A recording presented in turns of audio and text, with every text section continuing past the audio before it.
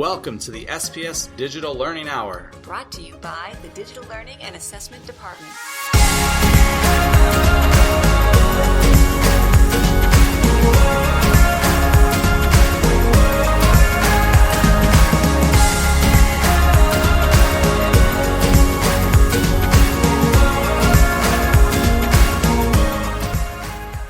Thanks for joining us. I'm your host, Mike Thomas. And I'm Suzanne Sargis. We're bringing you the latest news in Springfield Public Schools in regards to technology, along with inspiring interviews from teachers who are using technology in the classroom.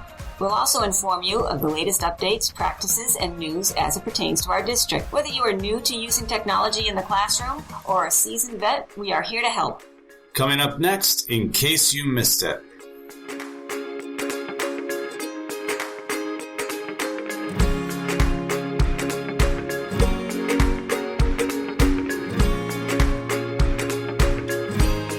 In case you missed it, the latest blog post is up and we discuss one of the great new tools in Office 365, and that is Sway. You may be asking yourself, what is Sway and how do I use it? Well, you should sway on over to the blog and check it out. In case you missed it, August PD is open for enrollment. Make sure you sign up to get your PDPs. Paras, make sure you sign up for your para-centric trainings. Go to My Learning Plan and search for your school and sign up. There you can also find retail, education, intro to Spanish, MTEL prep classes. Sign up today. In case you missed it, we have a YouTube and Microsoft video page for training videos. If you may be asking yourself how to try to do something, you should go there, check it out. If you can't find what you're looking for, message us at DLA Support and we will point you in the right direction. In case you missed it, start making your summer plans. The school year is coming to an end and I know some of you out there are counting down the days. Remember that you'll have access to Brightspace all summer to develop your content, and it's as easy as copying from one course to the next. Look for a training video on this the first week of PD. That's it for In Case You Missed It. Coming up next, Hot Takes.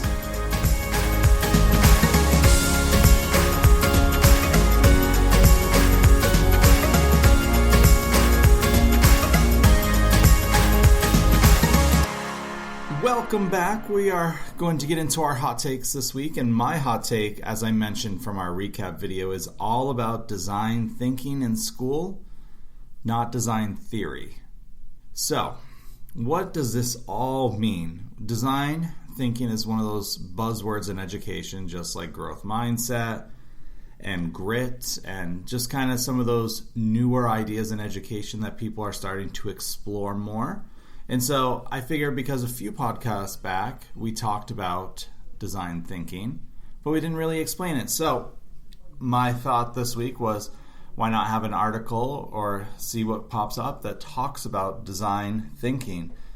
So what I really liked about this article, Suzanne, is that it starts out telling you about some teachers going to a conference that talks about design thinking, being there, being wowed, but then walking away saying, I don't know how to do that. It's like there's no clear-cut way. And so I thought that was one of the interesting things that, the article just jumps in right there. Right, I completely agree.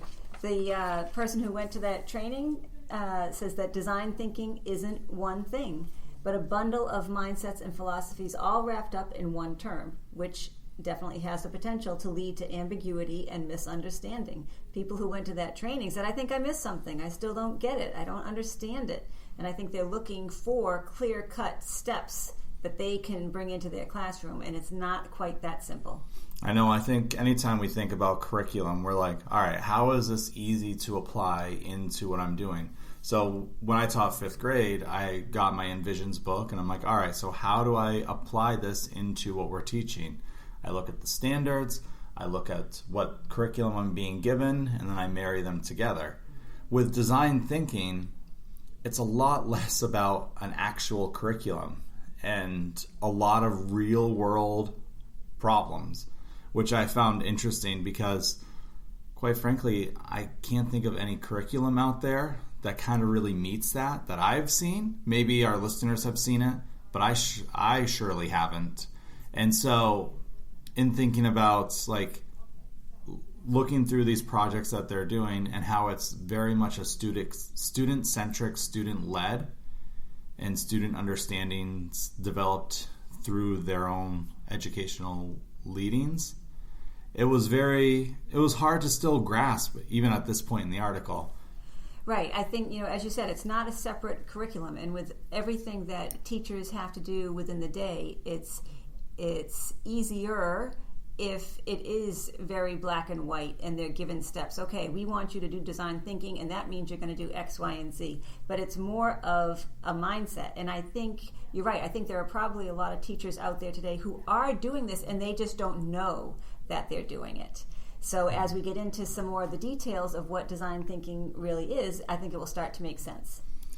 So the article, which came out of The Atlantic, one of the things that they go through is the very first thing is design thinking starts with empathy, which I found very interesting. So when designing anything meant to be used by another person, like that is like the start of design thinking. Is again, to me that goes back to like a real world problem. Like we have a problem with feeding people in the city. What are you going to do about it? So like you get that connection to where you feel something, and I think this is where like Skype in the classroom can help, because you can Skype with people all around the world, and you can talk to them about the things that are going on over there, and they can talk to you about the things going on over here.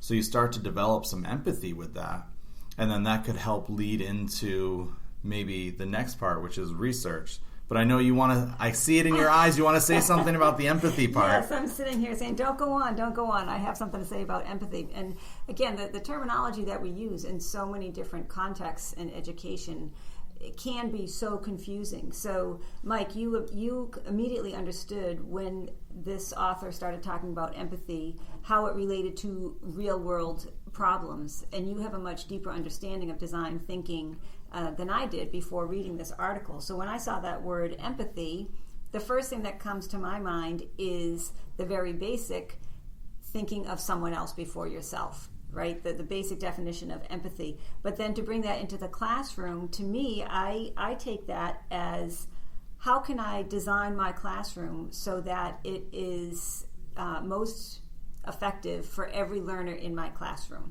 So whether I've got a child who is below grade level, above grade level, someone who has special needs, someone who may be autistic, absolutely everything I do in my teaching, I want to be empathetic. I want to say to myself, all right, what do I need to do differently so that that student learns as much as they possibly can in my classroom? Yeah, and I think with this first part, like they really drive home this idea about being able to help somebody. With the example that they give, in the case of an urban design project, for example, students just can't design a pretty building. They must think about the needs of the people who will live there, as well as the available resources, budget, and impact that the building will have on the surrounding landscape. The design thinking philosophy requires designers to put his or her ego aside and to meet the unmet needs, both rational and emotional, of the user. And so, to me, it's very much a thinking about something bigger than yourself. And I know that teaching 5th grade, like I had a hard time getting the students to be thinking about others outside of themselves, because their world was very narrow into, I live in Springfield, this is what matters to me, and not thinking about anything else. Mm-hmm. Yes, they have to really challenge themselves to think about not just what's rational, but what's emotional, and to balance the two. And for the teachers, to put that ego aside can sometimes be a challenge as well. With everything that is demanded of teachers always want to do, in my opinion, they want to do their best, and they want to perfect everything that they're trying to deliver. But the bottom line is, are your students learning? Do your students get it? So it's not all about the teacher, it's whether or not the students understand what you're trying to teach them. So you may think that you're teaching this content by the pacing guide and by the lesson plans, by the curriculum. Everything is just as it's supposed to be on paper, but you have to step back and ask yourself, okay, I'm doing all of this. Did my students get it? And if not, then you have to say, all right, let me twist everything around, switch my thinking, deliver it differently so that my students understand it.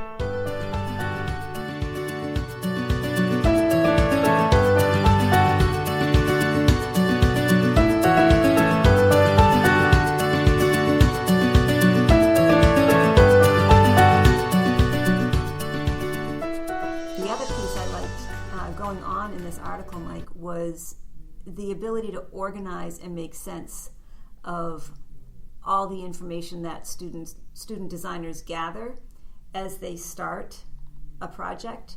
It reminded me of the research that we were talking about in a different podcast, that this is a very difficult skill. I think students are very good at coming up with ideas, brainstorming, and you could have 50 items on a brainstorm chart.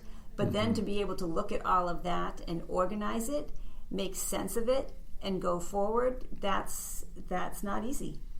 Yeah, and so with design theory and kind of the way that they're going about it, which is very much a project-based learning approach to it, they're saying that the next part after they gain the empathy is gathering all the research and keeping that organized and making it make sense. And so I think one thought about like how this would have been very applicable to Springfield is, for those of you who don't know, you probably do, but downtown right along 91, there's been construction for a couple of years now, and they're about a year or two away, and they're building a casino. So in deciding on doing that casino, they actually went through a lot of this whole design thinking process. They first were trying to figure, I don't know their empathy part, I'm not going to speak to it, but I'm just going to take a guess that they were trying to figure out how to bring jobs to the area. And so then they did their research, and then the companies came in and they looked at all the surrounding areas, the effects that it would have, the simple fact that not only did Springfield have to sign off on the casino, but all the surrounding towns had to too. And so they had to put all this research together, which probably took them a long time. They probably had it for a while. And so that's just part of like a planning project. So this design theory is you gather all this research, you keep it organized, and you figure out how to help all of the people there in that spot. Right. And Mike, do you think that in your example of the project that you just mentioned on 91, do you think they got it the first time through? Their first draft of that entire project, their first proposal to all the surrounding towns, did they write it up and succeed first time? I would imagine they didn't. Although I will admit I don't follow the news very closely.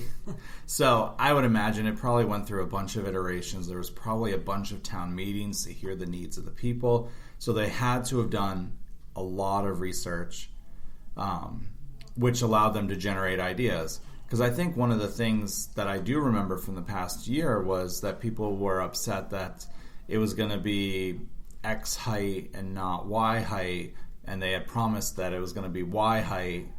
And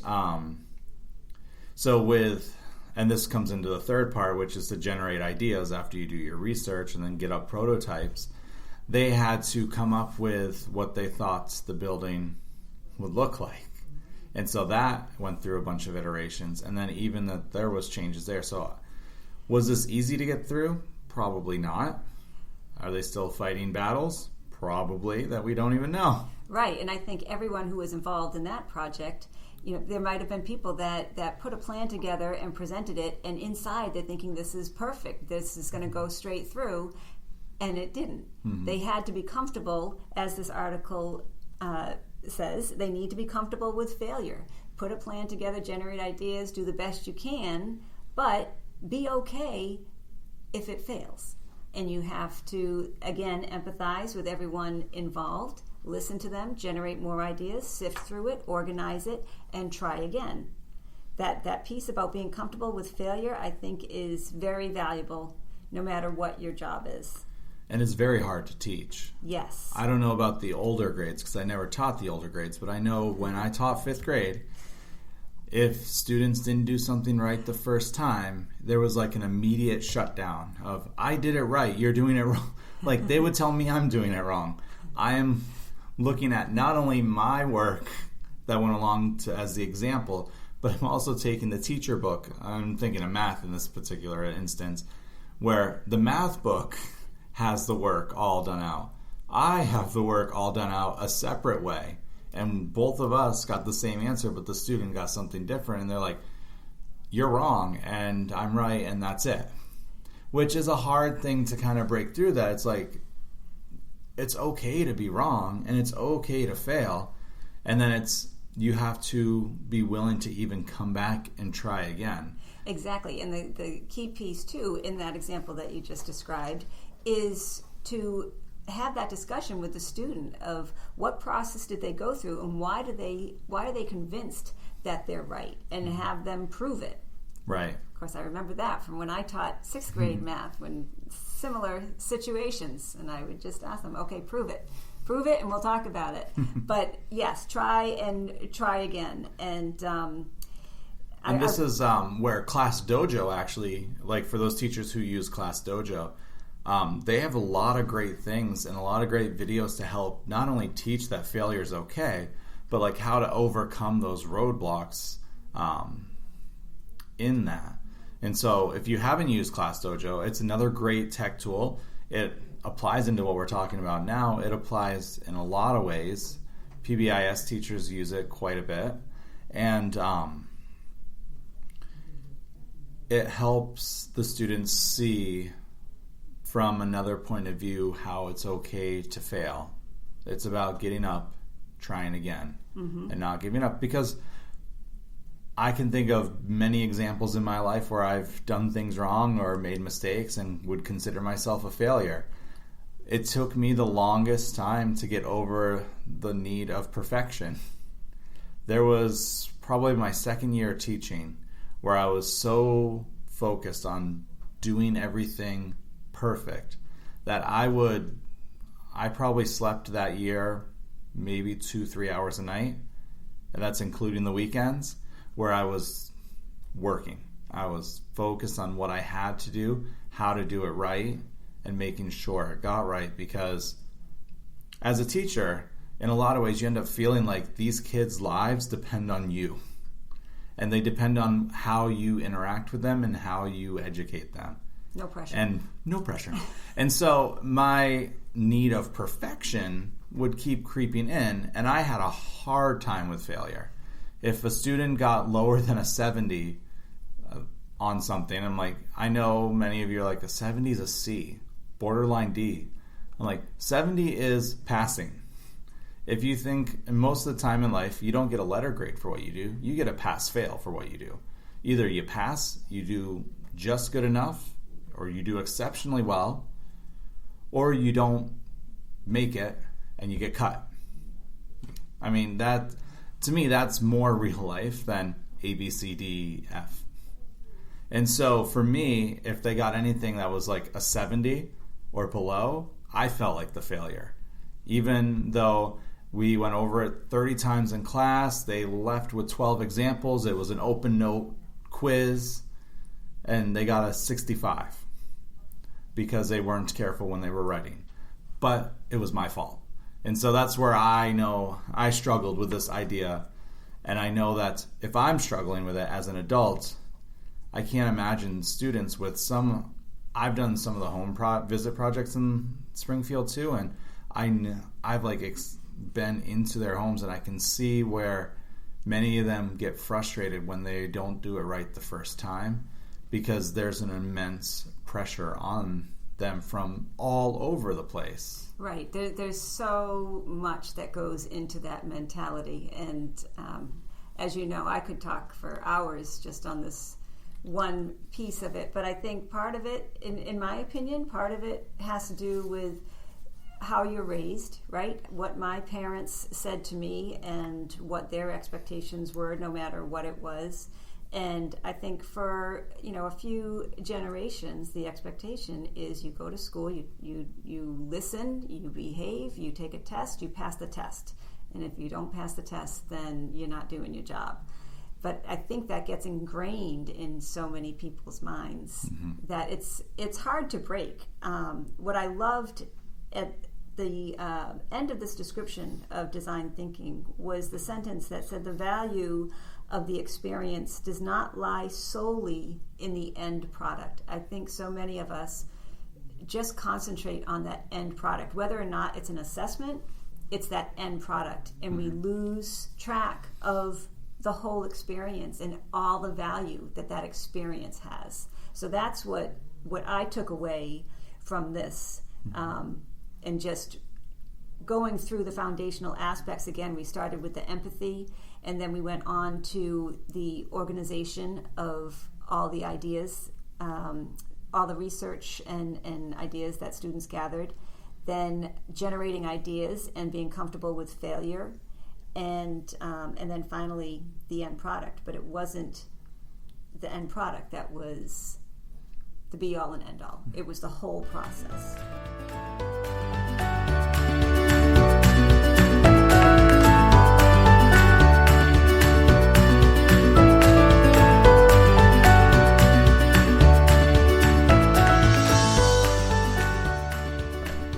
Also like that they don't focus on the end product being something you hand in to the teacher and it never gets seen again. Right. Because how many of us have given out assignments where we've collected them, graded them, handed them back, and they end up in the trash at the end of the day? I can't think of how many times that has happened. And you're like, but I wanted you to read it. I wanted you to make it better. And so I liked that once they've stuck with one of their ideas and they come up with it and then they focus on it and then I'm just gonna, for lack of a better word, they build it. Once it's been prototyped and tested, then they share it, whether it is like a big show where parents and people come in to observe, or it's something you share with people out in the world by adding it to a blog or Skyping it out to another class so they can work and see your project, so you can very pen palish. Or students create a video to explain what they're doing, but there's some sort of end product that is not just for the teacher or the classroom, but it's more for the community.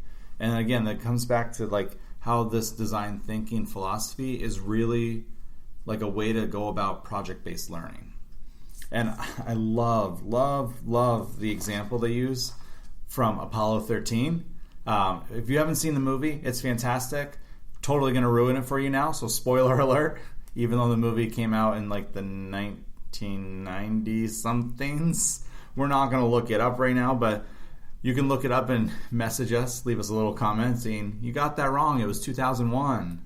But it's probably not. It's probably 1996 or 7. I don't know. It came around the same time Twister did.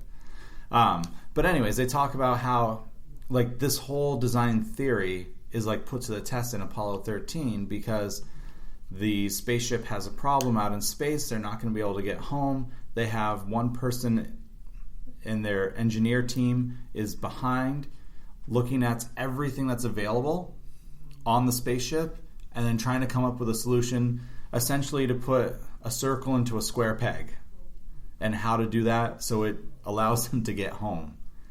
And I mean, I love the movie. I'm a sucker for those kind of movies. But they had to go through this idea of understanding the needs and the resources of the astronauts, organizing everything, working together to develop and prototype many ideas.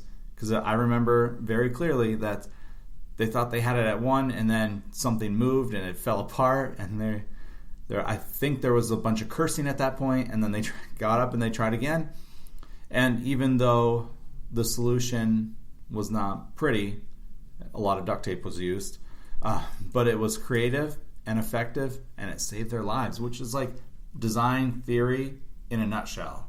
Exactly. And the key word that you used there was creative. I mean, who would think that astronauts were creative people, right? You hear the word astronaut, and I don't really think of creative people. I think of mathematical, scientific, pretty much geeky kind of people, which probably isn't true, right? But they had to be creative out of necessity.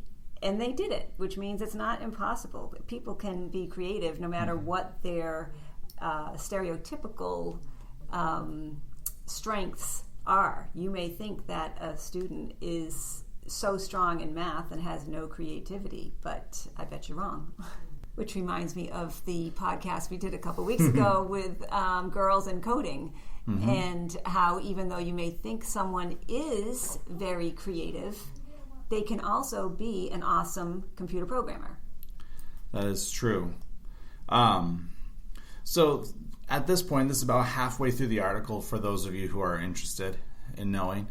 But they go through kind of step by step what it looks like, but then they reiterate that it's not a formula, which I liked because it just reminded you if our thinking was formulaic, then we would have formulaic answers that would be applicable everyone, everywhere, and it would be the same answer each time. But that's not reality. And that's not even allowing that creativity to flow, because if everyone is supposed to end up at the same point, then a lot of things get lost along the way creatively. And so I liked that. And that they even talk about like the history of creativity is something that's like elusive, and as they say, like they call it elusive force, a gift from the gods or the muses. And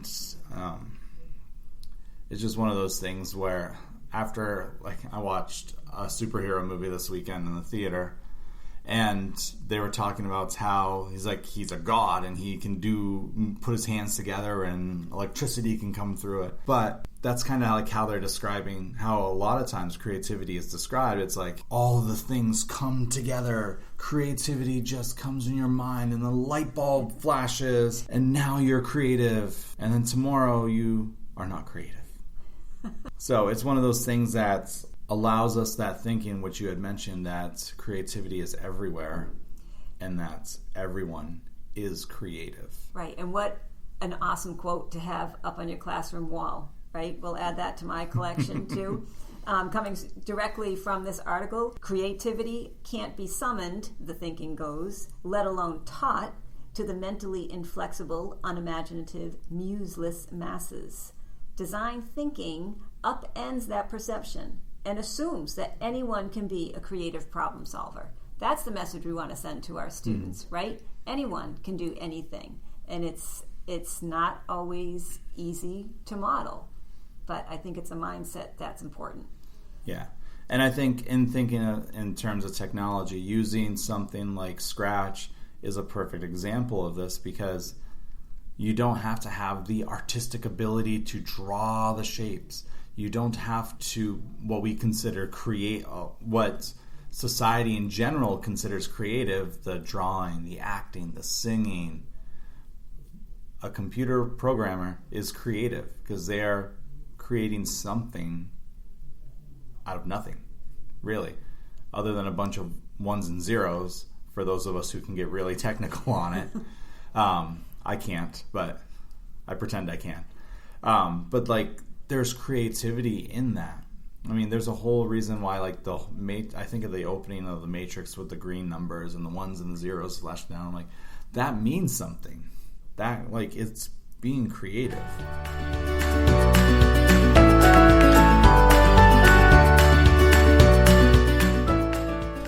Right. I think technology today allows so many people to use their creativity in ways that were never possible 30 years ago. And it's amazing. I think there's so much more that is coming in the next few years. I do feel older and older as I think about it. But, as we talked about in the last podcast or a previous podcast about the reach of technology and how out of the billions of people on this planet, the majority of people with technology are concentrated in North America and Europe. So imagine what is possible if that reach expands and all these people across the world can show us how creative they are. Yeah, I mean, it will definitely change society once we reach that point. To kind of finish wrapping up this article, one of the things I like is that they talked about, like, at its best, design thinking incorporates proven effective teaching techniques such as self-directed inquiry, collaborative problem solving, and dovetails nicely with social emotional learning curricula that emphasizes interpersonal skills such as collaboration and empathy. And the end result is often something tangible, as like a model city, a robot, or a better mousetrap, or whatever your project happened to be. But then it could, at its worst, be just a checklist of things that you're trying to accomplish, which is where a lot of people tend to fall. And the article even mentions that with growth mindset, and also Angela Duckworth and her research on like what makes people successful and her thoughts on grit. And how that's when we reduce these huge concepts down to a checklist, we miss out on it. Right. And a thought that I've had off and on throughout our conversation, and I've just forgotten to add it in, is that I do think that many of our teachers are currently using design thinking and they're just not aware of it. I mean, just think of a variety of situations in a classroom or in a school where they need to have a discussion with their students because there's a problem, whatever it is. And as a class, they brainstorm ideas of how to handle it, how to fix it. So they're doing it. They just don't know it. Right. And sometimes it's not seen as applicable to what they're covering for the curriculum either. But along the way, I think it's more about just kind of this, if we start off with this awakening of how design theory works and we're thinking about it and we're using it, then it will seep into all aspects. Because I think back to 2 weeks ago when we talked about Pam Moran, the superintendent in, was it Virginia or West Virginia? It was one of those two. I can't remember off the top of my head. But she talked about letting her middle school go ahead and redesign the cafeteria. Yes. And their project-based learning, design thinking, I'm sure that they went through this whole process of coming up with ideas. And then she turns around and sees them building gigantic structures. And it's like, whoa, whoa, whoa, whoa, whoa. It's not what I thought. But that goes back to the creativity part that we were just talking about. It's like, exactly. It may not have been what she had envisioned, but it was what the students were envisioning. And it was student-led, student inquiry. And it's a great way to see design theory in practice. Right. And it's a radical shift. The piece that we did last week predicted a radical shift in what education was going to look like. And I think this is part of it. To be able to accept design thinking and everything that goes along with it, you have to kind of give up some of your control, right? And, as a teacher, as you said, you were up all night trying to perfect everything that you were going to do the next day because you wanted to have that control of what you were teaching and what your students were going to learn, and you wanted it to be perfect. So it's very, very difficult, I think, to be able to step back and say, okay, I might fail at this. This might not go smoothly. This might not be perfect. But in the end, it's going to be worth it. And with that, I think we're going to wrap up this article and this talking. And we're going to check out our next hot take.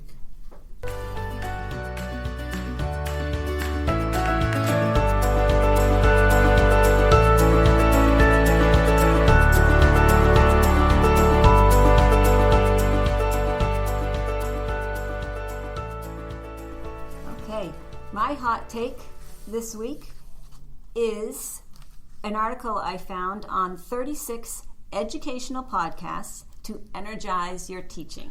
Oh my gosh, you found a list? I found a list, and I know you like lists, so I thought Mike is going to love my hot take this week. I did. 36 is a lot, I know. So I narrowed it down to my top 10 among these 36. Good, because if we talked about 36 and we were trying to be like, we're going to do one a minute, that's over half the podcast. Right, and I don't think people want to listen to me that long. But what I loved about it is, as you mentioned in previous podcast, I was not extremely familiar with podcasts up until we started this one. And so when I found this list, I thought, this is great. We can now tell our listeners not only to listen to us. Please listen to us. Like us. Give us some good reviews on iTunes. We don't have any yet. But we can also inform them about several other podcasts that are available to them. I know you and I, as we have our conversations, I mentioned this too, I get energized just with our conversations on a weekly basis. And I think teachers get energized by talking to their peers, by listening to their peers, by getting new ideas from other people in their profession. So I thought they would appreciate some of these podcasts that I found. Yeah, there are a lot of them here, and I have to admit, I saw the list, and I love lists, and it was a little daunting for me because I'm like, I want to listen to them all. But then I went and I looked on my iTunes, and I'm currently subscribed to 20 different podcasts at this moment. I'm like, I don't know if I can add more. I don't know if my brain will explode. So I'm interested to hear what you took away as the top ones. Okay, great. So one of the top ones that I chose is only 10 minutes long. And that jumped out at me because time is so precious for everybody. I don't know how you find the time to read as much as you do and to listen to as many podcasts as you do, but no sleep. It's no sleep. That's it. I need my sleep. But there were two that I found that were only 10 minutes long. One is hashtag EdChatRadio. Again, that's hashtag EdChatRadio. And sometimes all you need is 10 good minutes of passionate discussion to fire you up for your teaching day. The hosts of this podcast scan Twitter hashtag EdChat for interesting discussion points and then reach out to the most influential tweeters for a lively discussion. So what you're saying is if I were to tweet out and use Twitter, hashtag EdChat, and then give a topic, I might actually be talking on this podcast too? That's it. That's my understanding. Have you listened to any yet? I have not, but I plan on it, and I will comment on that in future podcasts as I learn more about them. So what I liked in the little write-up on this list, it talked about how this is a really good one for developing your personal learning network. So essentially, like, not a PLC, but a PLN, which is good because we all have our passions. We're all passionate about something in education. I mean, if you're a teacher, there's something that you truly care about. And for me, it's using tech in the classroom, which has led me to where I am now. And so for another teacher, it might be reading. It might be something to do with geometry maybe, or something to do with, I'm sure there's a whole bunch of teaching Harry Potter ones out there. So I'm going to go with teaching Harry Potter. So to me, this is up right up my alley. So.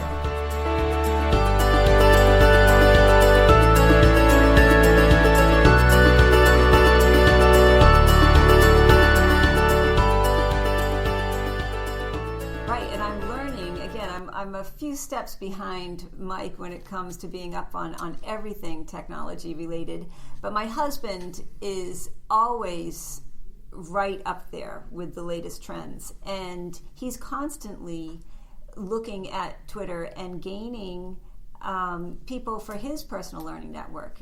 Like you said, Mike, he has his interests and hobbies and things that he wants to find out more about, and today, instead of going to a library or simply Googling for something that you're curious about, if you go to Twitter, then you can network with all these different people, and it just expands exponentially in my mind, which I love.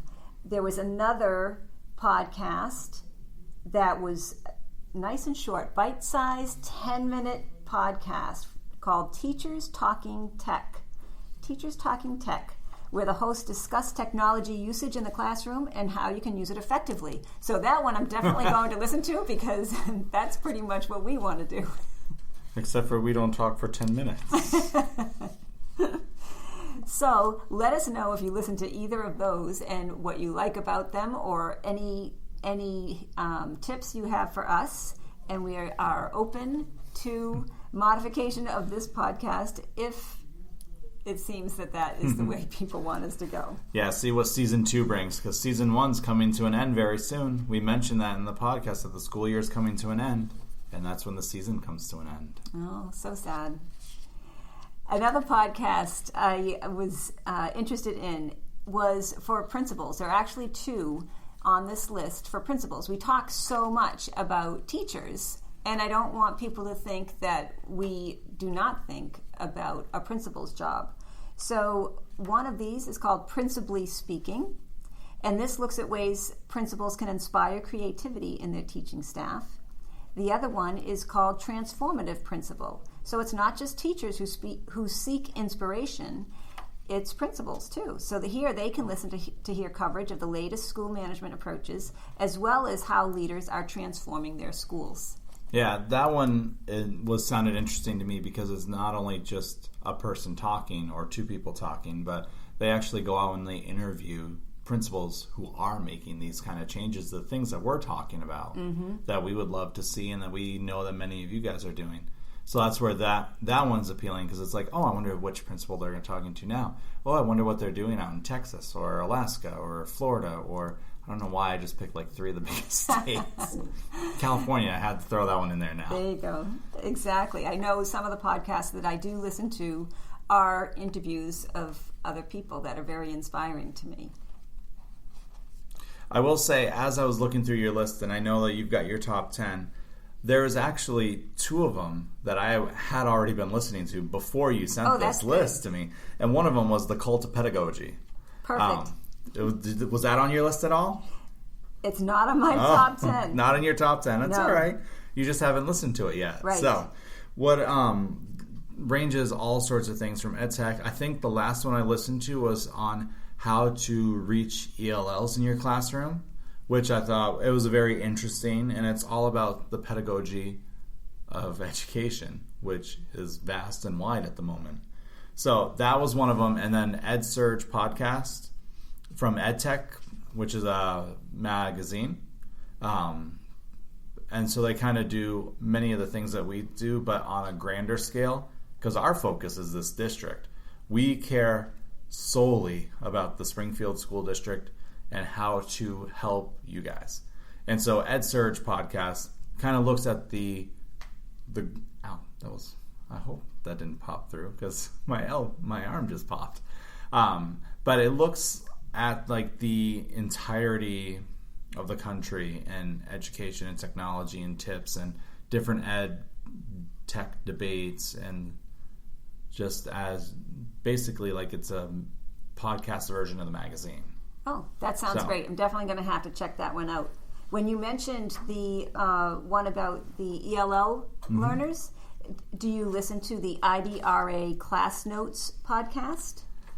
I have not, but after reading the little definition, I thought it was interesting. Yes, definitely. So I'll read that to you. It's put out by the Intercultural Developmental Research Association, and each episode delves into the most pressing issues facing U.S. educators and students today, and proposes strategies for fixing them. I love that part, that they're not just discussing them, they're actually proposing strategies to fix them, which is always the more difficult piece. And there's a particular focus on serving minority students and English language learners. So I'll definitely check that one out. I'll let you know what I find.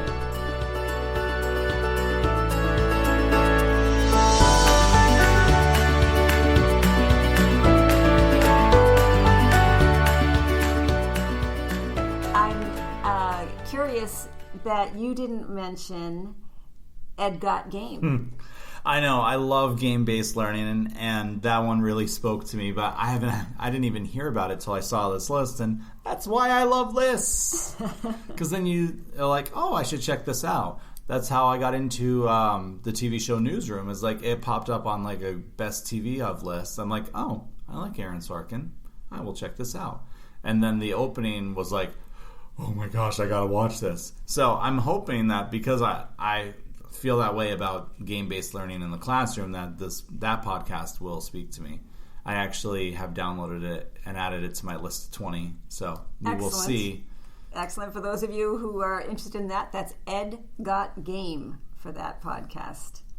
And looking at all these different podcasts, and you said something just a second ago about getting hooked on the podcast. And in the description for this article, it states that educational podcasts are exploding in popularity these days, and it's no wonder why. Just like radio programs of yore, they're compelling to listen to. And it just makes me laugh because... The word yore? That does make me laugh. But when I was describing a podcast to someone who was not familiar with it, I did just say it's like a radio show. It's like a radio show. So we're almost in this huge cycle in time, right? Where we're going back and repeating. I mean, the most popular podcast on iTunes right now is called Serial, which is similar to like the shows back before there were TVs and everyone would gather around the big radio at home and listen to The Wizard of Oz or some sort of scary story or tales of true stories, or I can't. So like Serial is that now, and so it is really coming full circle. Yes, I'm having flashbacks to watching the Waltons on TV where they would sit around their radio and listen to the show. But I think that's fabulous because with all the talk of, even though I know you're very much into game-based learning and I understand all of its benefits, to get a child away from a screen and to work on their listening skills. Well, hold on. Settlers of Catan is a learning game. I have no idea what that is. You should ask your husband when you get home. Say, can we go buy this game and play it? And you will be like, this is so awesome. And so is Pandemic. Yes, you're going to nod at me, but these are amazing games. And it's game-based learning. So, well, I know that maybe they focus on the screen games, and we spend a lot of time on screens already using the computers and technology. But that's not all game-based learning is. I understand. I'm not putting game-based learning down at all. I really am not. I am solely encouraging the improvement of listening skills, which again, as I always say, everything that we talk about intertwines to a past podcast where we were talking about the ability to hear what your peers are saying and to be present in that conversation. So it all comes back. I remember playing the Oregon Trail, not just the computer version, but we had a dice version where we had I don't know if the teachers created it or if it was based on something else, where we had different tasks for our day, and the day we were in, like our whole trip took over a month with multiple rolling to go how far, many miles. You have to make decisions about who you're going to let die from dysentery and who's going to freeze to death because they decided to leave in July, which is a big no-no. So I love game-based learning. Which actually ties in very nicely to engaging your students in their learning, right? You were very engaged, obviously, in that Oregon Trail. I clearly remember it from 5th grade, so... to this day. So there's another podcast available called, and I'm not sure how to pronounce this, it could be Hooked or it could be Hook Ed, Captivating Students, where they explore ways to engage your students and invites educators to spill their most creative secrets for fostering memorable learning experiences. So maybe your Oregon Trail is mentioned in that podcast. Or even, I think, 6th grade, we were studying the Greeks and the Romans, and we all got to be our own Greek and Roman town, and we had to make decisions. And of course, me and my friends, my friends and I should say, let me correct my English there.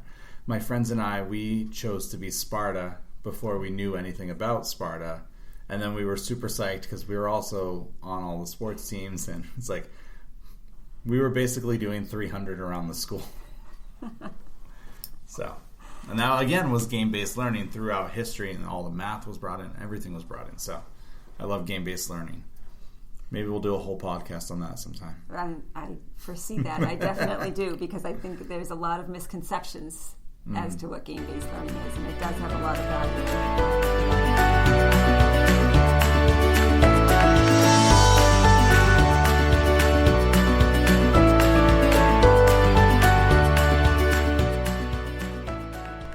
Another podcast on my top 10 list is Middle School Matters.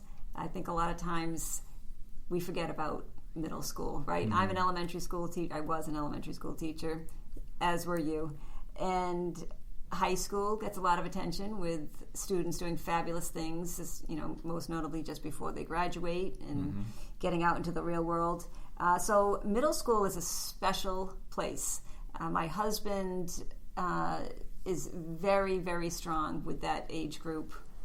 Can't say that I am, but I admire people who are. This is the place to go to bond over what it's like teaching this age group, to exchange tips, and to gather relevant news. It's equal parts shop talk, and hanging out. Again, that's Middle School Matters. So that's another PLN right there. Exactly. Which, again, for those of you who are like, why do I need a PLN? I've got a PLC. Seeds. I'm just going to say that a few times, because these things, you could learn from them. You can put it into your seeds as steps that you're taking to improve your teaching. I'm sure if I had the seeds book in front of me, I could tell you what standards this exactly fits under, but it does fit under them. So for those of you who are like, I don't want to join another group, it might help. And sometimes it only takes a few minutes, right? It's looking at that tweet that somebody else tweeted and looking at something new and different. Another podcast, House of #EdTech. You can hear digitally literate teachers share their best techniques for teaching with the use of EdTech. There's reviews and roundups as well as in-depth conversations. Nice. That sounds like something else that could apply to seeds. You can correct me if I'm wrong. No, that absolutely, because part of the We Learn initiative is focusing on using technology and using technology in the classroom. And as you guys know, there's 4 of us in our whole department. So for us to get out to everybody is hard. That's why we make a lot of videos. That's why we point you in the direction of a lot of videos. And so this could be another tool where you can find more assistance or more ideas in teaching with technology. Exactly. And if you're sitting there thinking, okay, I just heard 8 different podcasts. I don't have time to brush my teeth. Never mind listen to a podcast. The next podcast I'm going to tell you about is the one for you. It's called Tweet Ed, and the hosts of this podcast do all the work for you. They comb through Twitter to locate the week's most passionate, engaging, and relevant discussion happening amongst educators right now. So check that one out, and they'll save you a lot of time. I wonder how we can get on that list. We're going to try. I'm going to make that my mission this summer to get onto the Tweet Ed list so that we're talked about. And then I could turn around and toss it up onto Brightspace being like, hey, this is our district being talked about in a positive way. Awesome. Using technology. Love it. And as I hope I say frequently, I know we have many, many talented teachers in this district. And I know from experience many people who have fabulous ideas and have thoughts of being an entrepreneur. So there is a podcast called Edupreneur Podcast for teachers with great ideas for product or new approach to pedagogy. You can hear interviews with edupreneurs who are passionate teachers pursuing entrepreneurial endeavors within and outside the classroom. Yeah, I mean, teachers teaching teachers. Love it. I know many teachers use that. They pull a lot of their materials from that. So maybe this would be a podcast to help you get yourself organized so that you could be a part of that community too, because you have lots of great ideas and you can share them, and then you can make a little money on the side. Always good. Yeah. So that's it. There's 36 on this list. That was only my top 10. So check out 36 educational podcasts to energize your teaching, and that is on Fusion Yearbooks. And all of these links will be on Spreaker.com, where our podcast is hosted, along with YouTube. I did go and double check myself to make sure that the links are there. They're not clickable, but you can copy the URL and paste it into your whatever browser you choose to use. They're also on YouTube. All our podcasts are up on YouTube, and I believe, I'm going to double check on that and get back to you next week, that the links are also there. And same with SoundCloud, and Google Play now has a podcast section, which we are in. So go there, check it out. All the links to not only the articles that we started out talking about 20 minutes ago, 30 minutes ago, 40 minutes ago, but in this one with all the links to each of the podcasts that they do discuss. I'm going to add another thought, Mike, that now that we have a few episodes under our belt, I want to make sure that our listeners know if they are interested in creating their own podcast, maybe just for their classroom, maybe just for their school, you can definitely reach out to DLA support, and Mike will get back to you. I do have a few ideas that I would love to try with other people, especially because we have to do it on the cheap, and on the cheap means on the free. And so there are a few ways that you can do podcasts, and love to talk to you about it and figure out how it would work for you. That's it for our hot takes. Coming up next, our interview with Jen O'Brien and Cathy Carroll, who attended our Tech Symposium back in March. Enjoy the interview.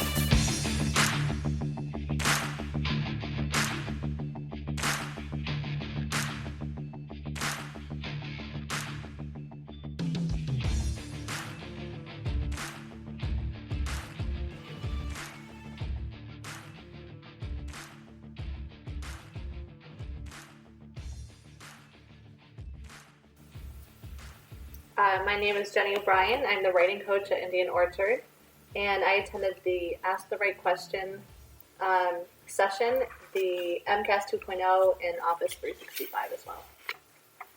My name is Cathy Carroll, and I'm a third grade teacher at Indian Orchard Elementary School.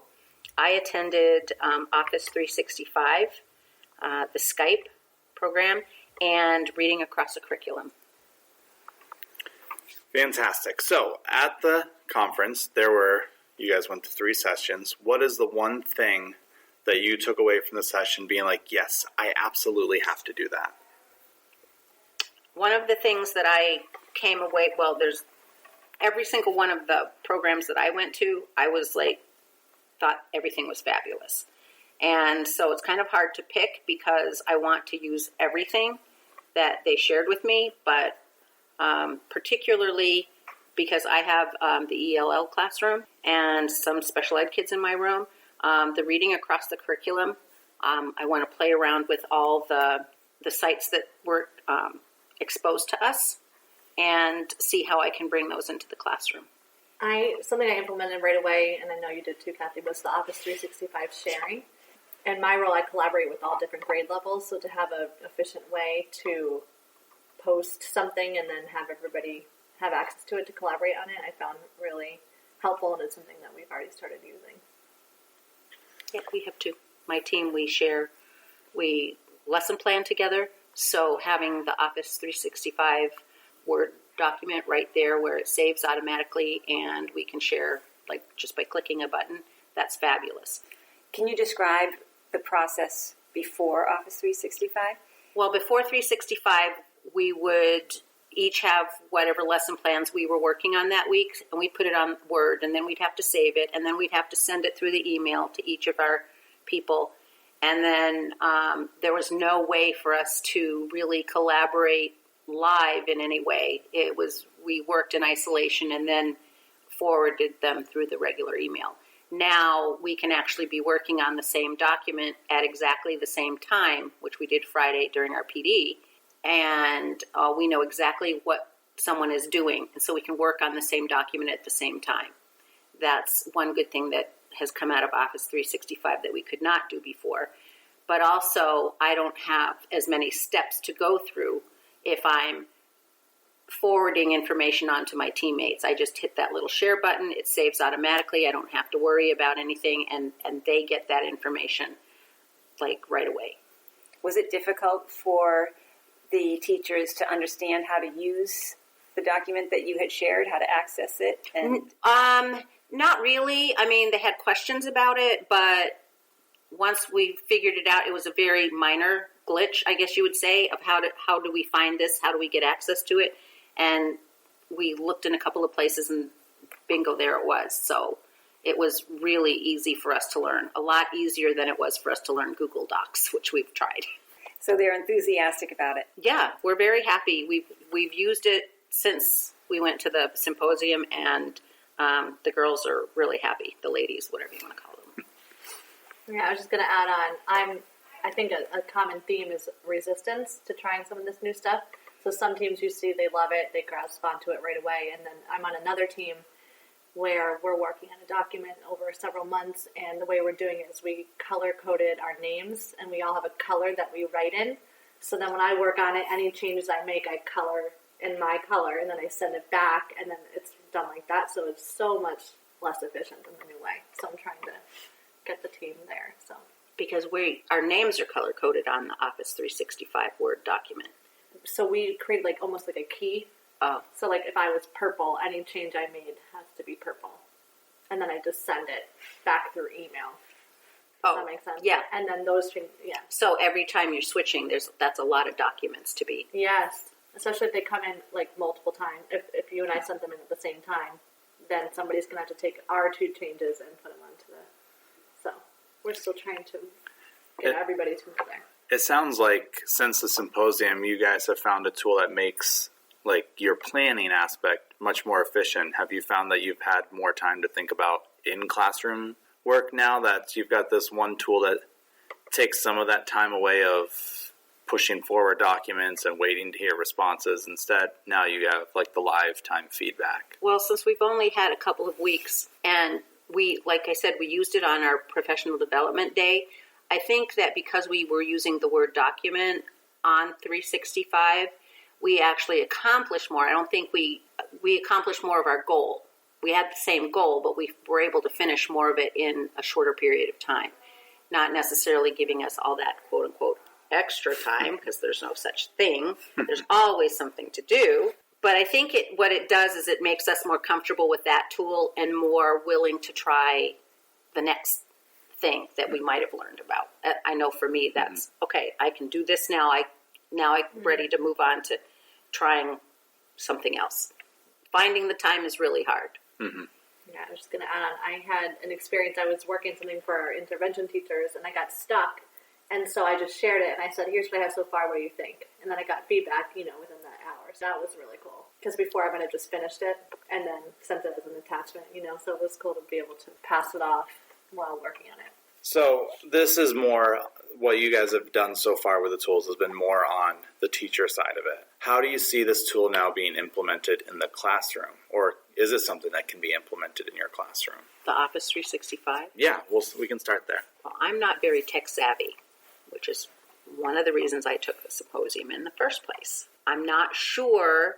I know that the kids will be able to use the Word document. I'm not understanding yet how they would use it. If I can see what they're doing at the moment that they're doing it, I'm not sure how all of that works. So I really don't know the answer to that question. I can't answer that question. Somehow I think I remember them saying that somehow it can go into Brightspace or something. Somehow it all connects, but I need more training on how that all works. So that's like a next step for me. I have a lot of questions and not enough answers. But you're comfortable with editing the Word document. Mm-hmm. And both of you seem confident enough that you could present that piece to others in your school, which you have, because now you're using it, correct? Right. Mm-hmm. Yeah, we've used it. I've used it with my team, and so they're comfortable with it. And I know Jenny, we've used it with Jenny when we're working together in our common planning time. I think that's... So we've spent a lot of time talking about Office 365. Now, I know that wasn't the only one you guys went to, the only session. Mm-hmm. Anything with the other 2 sessions that you were really excited about? I went to the Ask the Right Questions one, and it was the sequence of steps that you take for delivering a lesson that was embedding technology, which I thought was awesome. And so the teacher starts off with something on using technology. It could be a visual or a sound even. They use like the sound of a tornado. And that kind of drives the whole beginning of the lesson. And from that prompt, the kids then have to come up with as many questions as they can, and they end up revising their questions and creating more higher order questions. And then once this all gets going, then the teacher introduces the concept of project-based learning, where they have a choice of how they're going to present the information. So instead of doing it at the beginning and saying, we're going to create a PowerPoint, the information they gather based on the questions that they're asking and creating, that drives what technology piece should be used to present the information. So I thought that was really cool. And I just included that in planning with a 5th grade team. They're working on summarizing information from multiple sources, so I introduced this idea of project-based learning, and she loved it, and she got really excited and kind of took it and ran with it, so I want to try that with all of our teams. One of the classes that I took that was the Skype one, I thought it was really interesting because we don't really get to go on field trips. It's very expensive to go on a field trip, and anything that's really locally, there isn't anything really locally that 3rd grade can do, because in 2nd grade they go down to the Quadrangle. In 5th grade they go to Bonnie's Island. So there's not a whole lot locally that we can go to. But there's places that we can Skype, and some of the Skype opportunities are actually live that she showed us.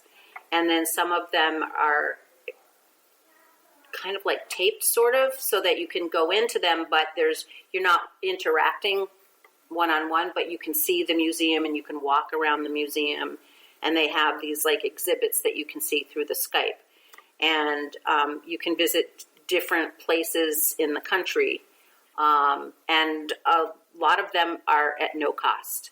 And some of the people that they went to speak to, they found, the teacher did some research, and then she contacted the people and she asked them if they would mind doing, you do some background work and stuff.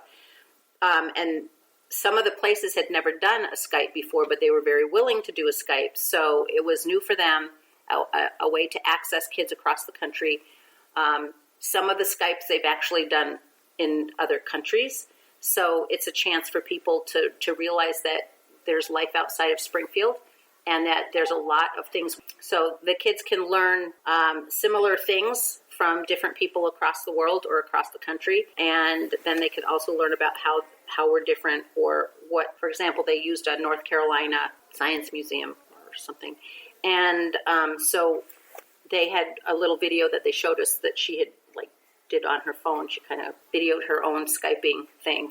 And we could see the kids actually interacting. And it was just kind of cool that the person in North Carolina was calling on, the student in the red sweater, would you answer, because that student was raising their hand or whatever. So it was pretty cool that they're having that one-on-one contact without actually being outside of the classroom, and they get to learn about different things and see different things that we wouldn't get to do or see because of where we are or what we can do within the limits of our finances in Springfield. Mm-hmm. Yeah, it would be great to be able to go to Australia and go study the coral reef, but we don't have the money or the time to really do that. Or even going to Antarctica and being able to learn about penguins, for example, which kids love penguins. So we can't go to Antarctica, but we can Skype Antarctica because the scientists are down there and they do those kinds of things. Yeah, Skype in the classroom is a really awesome tool that I'm glad that we're seeing more and more out in the district now. Yeah, so that's one of the things that I want to try at least once before the end of the school year. But finding that time to do the research and all of that, it's hard because there's so many other things that take priority. Have you thought about Skyping simply with another classroom in the building or another school? That was one of the suggestions that was brought up, that we could Skype either in another classroom, or the presenters even offered Skyping their classrooms in the district. It's just a matter of the logistics of getting that all set up, and when can I do it? We're in, right now we're in MCAS. So that's something that looks like that would be something that would be great to do after we're through the testing season, and be able to implement that and be a great way to end the year for the kids, I think. So you sound very enthusiastic. For someone who described herself as afraid of technology, you seem to have jumped right in. I'm trying. I'm really trying to embrace it and be able to say, this is what I want to do, and it's going from point A to point C, and I'm still trying to figure out the point B in a logical way for myself that would make sense. Can you talk about why you're trying to embrace it? Well, technically, I'm a technology dinosaur because this technology did not exist in my world when I was going through school, but it is the way of the future, and I want to embrace it because I think that, I know that with my kids in the classroom, they embrace when we are able to go on the computer at all. And I've already, I upload videos on Discovery Ed and all of those kinds of things for the kids. And I want to be able to make it better for them so that they actually get more out of it. And that I want to be able to learn how to implement all of those things to make their life a little bit easier on the educational front, but also to kind of streamline things for me in the back end, because I know there's a way to make life a little bit easier for the teachers. I haven't figured it out yet, but I know that there are people that can do that, and I want to do that too, because I'm old and I want to do that. Well, that's why it's great to have these conferences, because you're surrounded by people who are there to support you learn new things, and it puts you in that kind of environment where you're going to walk away with new things to try. And it is daunting to try to learn this stuff on your own. So to go with people from your school or the district that are willing to make this shift with you is just, it's a nice supportive environment to do it in. Yeah. It's great that the district provides this. This is not the only district I've worked in. Springfield has provided an abundance of professional development that I've taken advantage of. I try to take advantage of when I can. And I'm learning new things all the time, and colleagues help out too. So would you say your enthusiasm has helped other colleagues that you have jump into trying some of these tech tools that we have, whether it's Brightspace or Office 365 or Discovery Ed or 10 Marks or Skype in the classroom or iReady? I don't know what you guys all have here at your school, but those are just a few that just come to my mind right away. With my team is very enthusiastic about embracing anything that can help us educate our kids. And some of my colleagues on my team are much more tech savvy than I am, so they are helping me. And so when I have something new to share, they embrace it immediately because they are already so much more tech savvy. So this just makes them that much more tech savvy, and they're very much embracing all of that. Yeah, I agree. I showed the Discovery Ed presentation to the teams that I have, and it's just kind of showing them and getting people familiar, and then they take it and run with it and make it their own. So I think enthusiasm does help spread it, and it's just awareness of what's out there and what you can do with it, and getting their foot in the door, and then from there. Well, I think awareness is a key thing, because there's so much out there that awareness, not knowing what's out there and how we can bring it into the classroom. That was the whole symposium for me. Another one I love, I didn't go to this one, I just know of it, but the Brightspace discussion. I tried to use that at common planning time or something, and just to familiarize again, make awareness, because that one for me as a classroom teacher, it increases engagement. It's a great tool for assessment because you can see what kids are writing, what they're thinking. It's low stakes because they don't have to share something out. You see that spillover effect. If I'm reading your writing and I see a word I like, then I'm suddenly putting it into my writing, and it's all happening while you're teaching, guided reading or something, and it's silent. And then, so, yeah, we're definitely trying to spread what we feel comfortable with, and we definitely see an impact, I'd say. So when thinking about other teachers, you have teachers like yourselves who are embracing technology.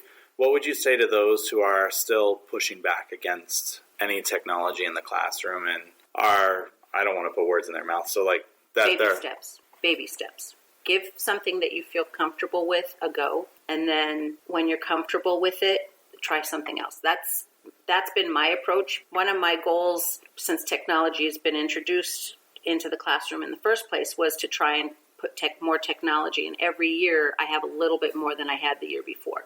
So I have to go by baby steps because until I understand it, I'm not going to be bringing it into the classroom. So as soon as I understand something that I can bring it in. And so little by little, the kids are doing more and more things with technology. As I learn them, I'm bringing it to them. And as I'm learning them or my colleagues are helping me learn something new, I try to embrace it and use it and spend some time getting comfortable with it. So find something.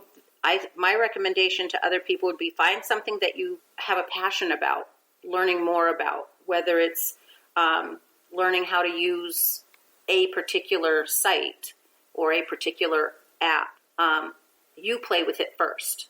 And then when you're comfortable, I think then you're willing to take something else on. And it sounds like you have a very supportive group here at your school, where if you had any questions, there's definitely someone that you can go to with those questions. Right. And if that person didn't have the answer, they would be able to tell you maybe who would.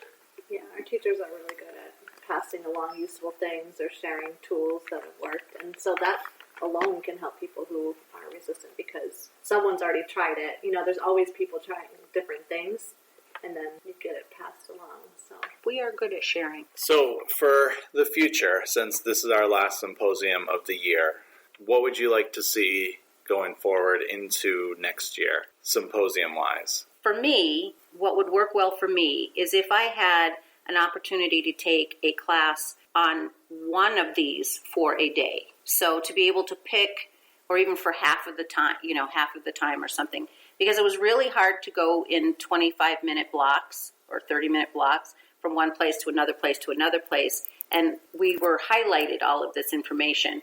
And now I want to bring all of this stuff in, but I have so many questions. And the resistance for me would be, well, I have so many questions, I can't do this, So then all of that beautiful training that I had just stops because I'm overwhelmed. So I would appreciate if I could have, for example, a class, and I'm sure they're going to be out there, that I could take either after school or something like that would teach me how to bring Brightspace better into my class, how I can use Brightspace with my kids for something other than a testing medium, which is what I use it for now because I don't know anything else. Yeah, you just made me have an idea that it's targeting what you're saying. So maybe if there was like 5 symposiums and there's 5 top tools or whatever, we survey people and find out what they're most interested in Brightspace. And then there's, the first session is followed up by the second, third, fourth, and fifth. Like it follows one thing all the way through. I don't know if that would, because then we would be going deeper. So I don't know. I mean, logistically that would be tricky because what if you want to switch? But right. I hear what you're saying. Yeah, go ahead. Can you imagine holding a symposium event just within your school, where teachers in your school are the presenters, and those who are not presenting can then rotate to the sessions? Well, funny that she would ask that question, Jenny. Well, yeah. So we're both effective educator coaches, and we took all the needs of our mentees, and we ran a symposium-like event where they got to rotate to different stations. So we did do that, but we want to do a technology one. There's 4 of us, effective educator coaches. In the building, yeah. So we're going to try to do one this spring. The same model. We each presented like 4 times in a row for 15 minutes, and they got to pick and choose, and it was really well received. So we definitely want to do that. Excellent. I mean, you guys have been fantastic. I don't really have any other questions for you. Do you, Suzanne? I can't think of any now, but I'm sure I will think of more and contact you in the future. Well, we're here. Yeah, thank you. Thank you for coming out.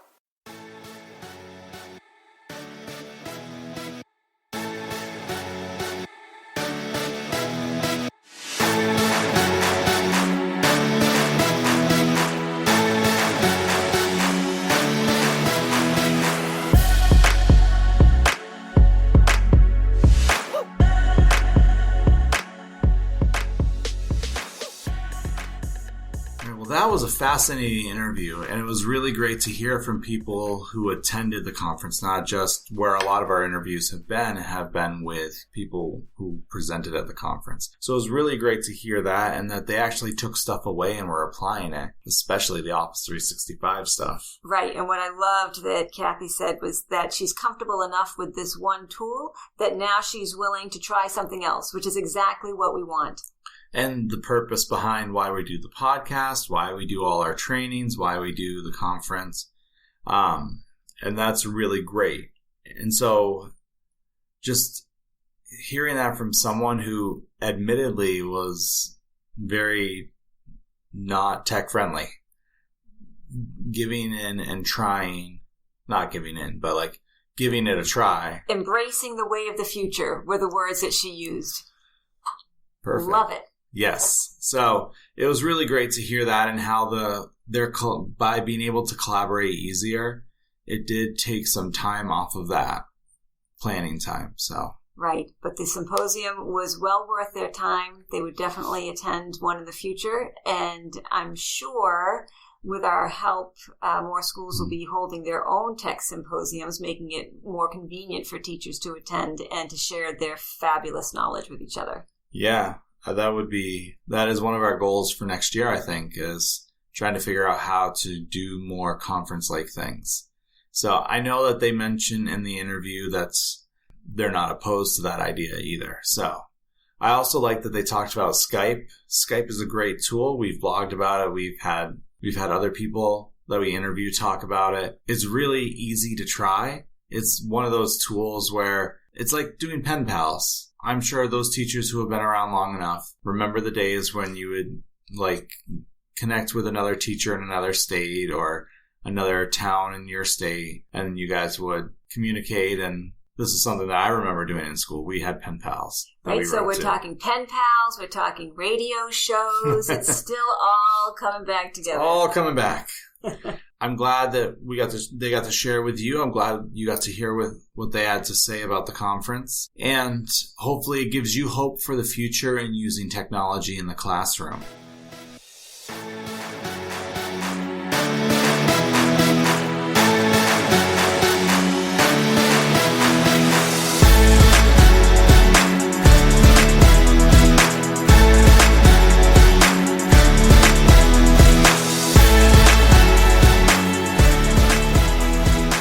This week, our question of the week is, where do you get your tech tool knowledge from? Is it just us? Is it just someone in your building? Or is there someplace else that you go and you learn from? We'd love to hear about it because it may help us and it may help your colleagues. So leave us a message on Spreaker.com where the podcast is hosted. You can leave it right in the comments.